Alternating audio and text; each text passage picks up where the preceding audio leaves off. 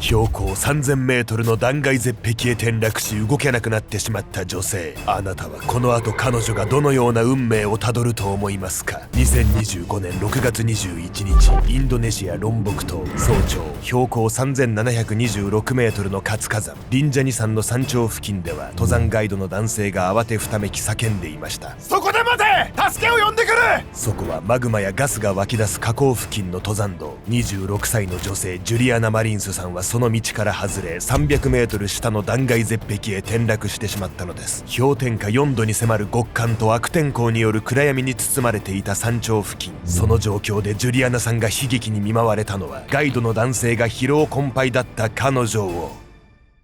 無視して先へ進んだためでした。標高3000メートルの断崖絶壁へ転落してしまった女性。彼女を待っていたあまりにも悲惨な運命とは。この事故はやむを得なかったのか、それとも防げたんでしょうか。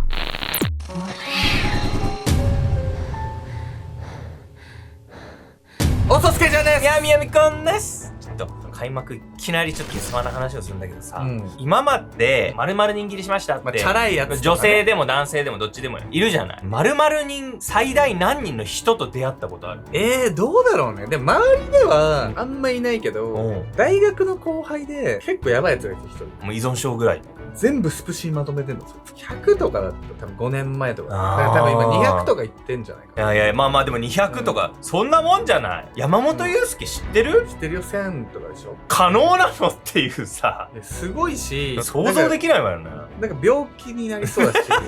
想像の範疇を超えちゃって、そんだけ赤裸々に話してくれるし、私たちさ、芸能界に近いところにいたんだけど、正直その芸能界のすごい華やかな部分あんま見てないと思うのよ。でもなんか山本裕介さんの千人切りとか聞いちゃうと、めちゃくちゃ勘違いする人が増えちゃいそうだけど、全然そんなとこじゃないわよね。今回はインドネシアで起こった火山地帯での遭難事故をご紹介します。女性が断崖絶壁へ転落して動けなくなってしまったんですが、その原因は悪天候の中、疲労困憊の彼女をガイドが置き去りにしたためと言われているんです。体調の悪い観光客を置き去りにするってさ、もう一見するとやっぱりガイドの風上にも置けないやつねって思っちゃうけど、なんでガイドさんそんな無茶なことしたのよ。それがガイドの言い分と状況が矛盾していて、何が真実なのか今もわからないままなんです。一体女性はどのような状況で置き去りにされてしまったんでしょうか。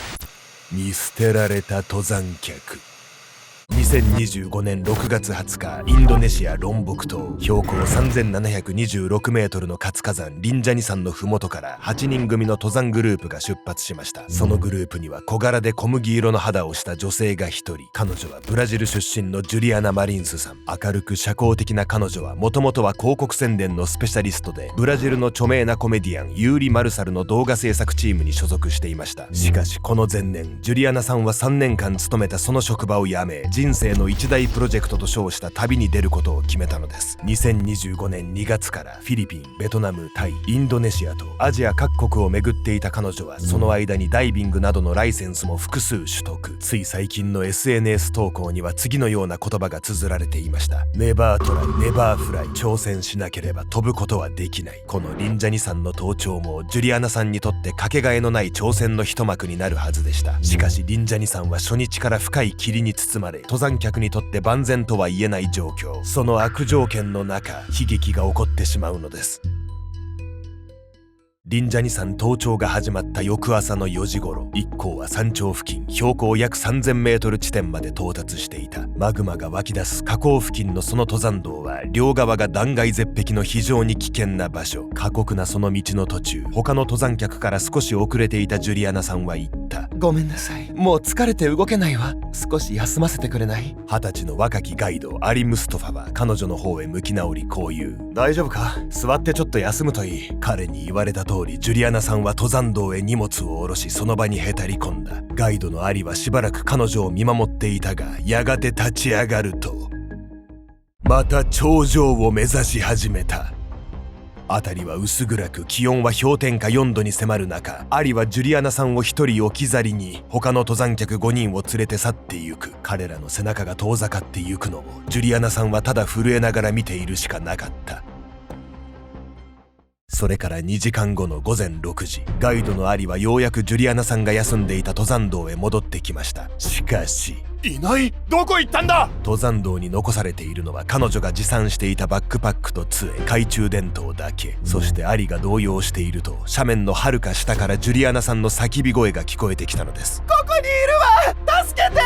登山道を少し外れればそこは火山岩の破片と砂に覆われた急斜面。踏み込めば容易に崩れてしまうほど脆く、何かの拍子に足を踏み外したジュリアナさんは300メートルも下の岩場まで転がり落ちてしまっていました。暗闇の中、懐中電灯の光を揺らし必死に手を振るジュリアナさん。そこで待て。助けを呼んでくる。ガイドのアリはそう叫ぶと救助要請のため大急ぎで下山するのです。誰がどう考えてもさ、目を離したら危ないってわかるでしょ。しかもガイドが様子見に戻ってきたのが2時間後でしょ、もうめちゃくちゃじゃないこれ。ありえないですよね。ただその2時間後に戻ってきたっていう部分に関してガイドのアリの言い分は食い違っていたんです。ジュリアナさんの遭難を知った家族は登山ガイドのアリに対し、疲労した登山客を危険な山岳地帯に一人で残す判断はプロとして重大な過失ではないかと指摘すると、アリはこう反論したのです。彼女が休みたいと言うから指示に従っただけで見捨てたわけではありません。さらにアリはジュリアナさんが置き去りにされた状況について次のようにも語っています。彼女から目を離したのは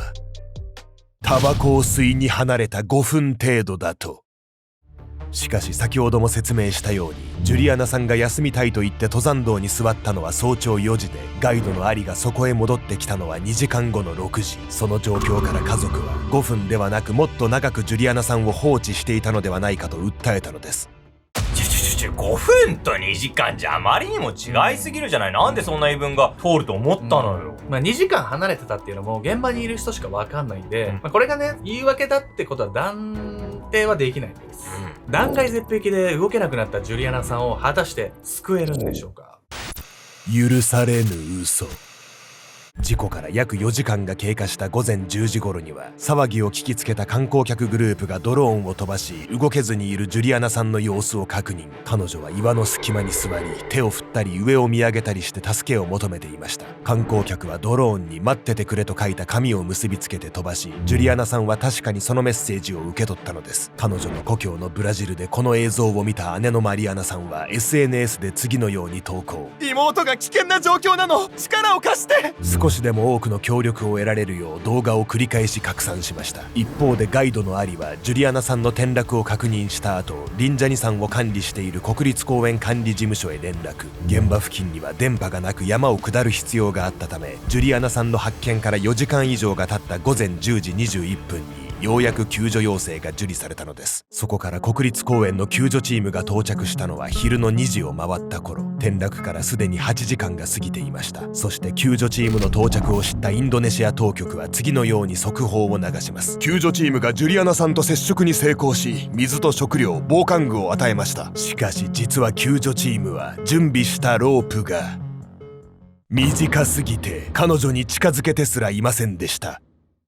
この時救助チームが持参したロープは長さ150メートルから250メートルとされています。ジュリアナさんが転落した登山道から300メートル下の地点には到底届かず、専門の救助隊が到着するのを待つほかなかったのです。このインドネシア当局の虚偽の情報に対し、救助に時間がかかっている事実や体制の不備を隠すためだったのではとする専門家もいます。まだ救助されてないのに救助されましたって情報を流したってさすがにヤバすぎない？それ体制の不備を隠蔽するためだっていう声もあるんですが、心理学の面から見ると隠蔽っていうよりはなんか助かるだろうっていう早合点のような気もするんです。というわけで本日のメトラキーワード、動機づけバイアスについて。動機づけバイアスとは、事実をそのまま見るのではなく、自分にとって受け入れやすい結果になるように情報を読んでしまう傾向のこと。わかりやすい例は2017年にイェール大学のダン・カハンらが行った1111人を対象にした実験。参加者は皮膚治療に関する問題と、より政治色の強い銃規制で犯罪は減ったのかという問題に回答しました。すると数字を読む力が高い上位層は皮膚治療の問題で 75% が正解。一方で銃規制性の問題になると、同じ能力の人でも正答率は 57% まで下がりました。人は政治などの自分の意見が絡むテーマになると、信じたい方向に間違って数字を読んでしまうことがあるのです。インドネシア当局が救助に関して誤った情報を流した背景には、批判を弱めたい、国際問題化を避けたいなどの心理があった可能性があります。その状況で事実を隠蔽したというよりは、救助が進んでいるという断片的な情報を救助成功と読んでしまったと考えられるのです。国立公園の救助チームの作戦が失敗した後、そこから専門の救助隊が到着したのは夜7時のこと。それだけ時間を要したのは、重量200キロのロープを人力で山頂付近まで運ぶ必要があったため、ドローンの映像を見る限り、彼女は極寒の山肌で T シャツにジーンズという軽装で待たされており、事態は一刻を争う状況でした。しかし天候や地形の危険性からヘリコプターの使用は不可能。救助隊はほぼ垂直に近い斜面をロープで下ろうとしますが、火山岩の破片と砂に覆われたその足場では、ロープを固定する杭を刺す場所を見つけるのも困難でした。落石によって救助隊にも負傷者が発生するなど、救助活動は一向に進まなかったのです。そうしているうちにジュリアナさんは登山道から300メートル下の地点からさらに滑り落ち、2日後の6月23日には400メートル下へ、そこからまた滑り落ち、最終的に600メートル下まで転落してしまいます。こうして迎えた2025年6月24日、救助隊はドローンの映像で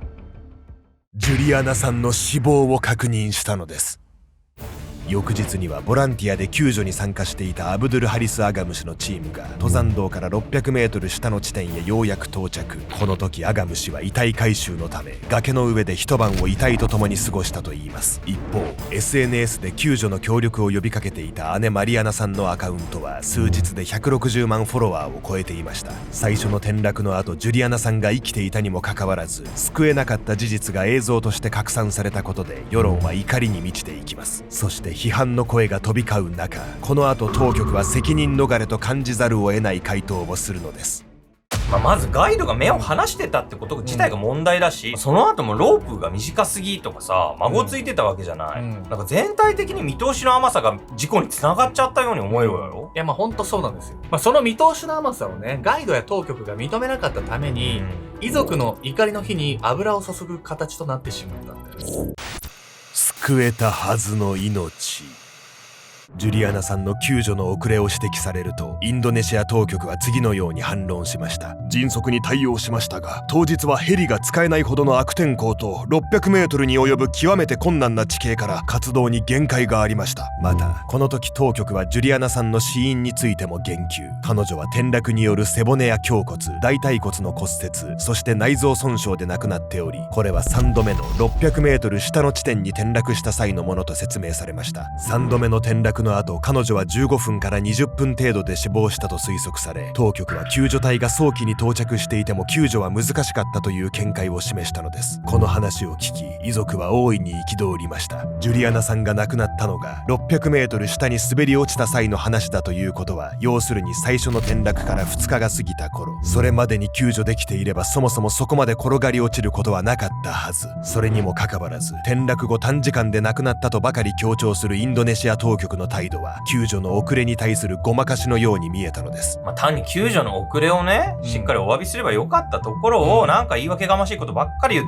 て、それが遺族を怒らせてるってことよね。そもそもインドネシア当局は一度救助されたっていう情報も出してますし、余計に腹が立ったんでしょうね、俺。ジュリアナさんの父マノエルさんは地球の裏側にあたるインドネシアまで駆けつけ、救助体制の不備を指摘。インドネシア当局の説明は第三者の視点で検証しないと信用できないと語り、ブラジルで再度の検視を行うよう求めました。この他にもガイドが疲労困憊した登山客を薄暗い氷点下の火山地帯に一人で残したこと、インドネシア当局が一時的に彼女を救助し水と食料を渡したと虚偽の情報を流したことなど、遺族は多数の不審点を追及。遺族はこの事故を不運な事故で片付けてはいけないと法的責任をめぐって今も戦っています。2025年2月の旅行出発前、ジュリアナさんは母親へ向け次のようにメッセージを送りました。怖いものはほとんどないけど、唯一怖いのはパパやママ、お姉ちゃんを失望させること。そして怖いものはほとんどないと言えたのは家族のおかげだとも。家族と強い絆で結ばれていたジュリアナさんだからこそ、姉のマリアナさんは SNS で160万人ものフォロワーに訴え、父のマノエルさんは地球の裏側まで駆けつけました。あなたはこの事故を避けられなかった悲劇だと感じますか？それとも判断次第で防げた事故だったのでしょうか？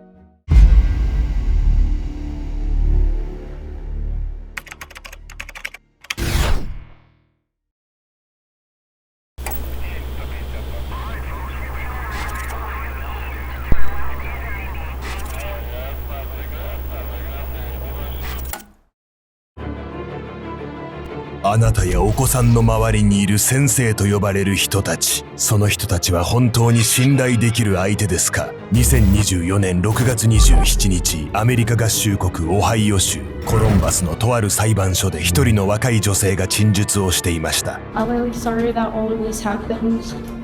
and by my actions.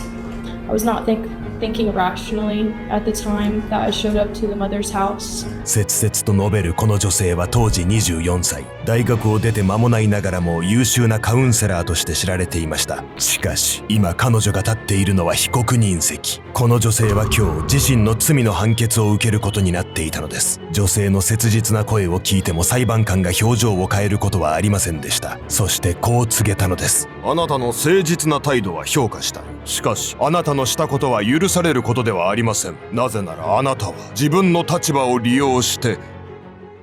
13歳の少年と性的な関係を持ったのですから。13歳の少年と性的な関係を結んでしまった女性。その後に彼女が取ったとんでもない行動とは？彼女の心にあったのはプロとしての倫理観ではなく、自分を守りたいという利己心のみだったんです。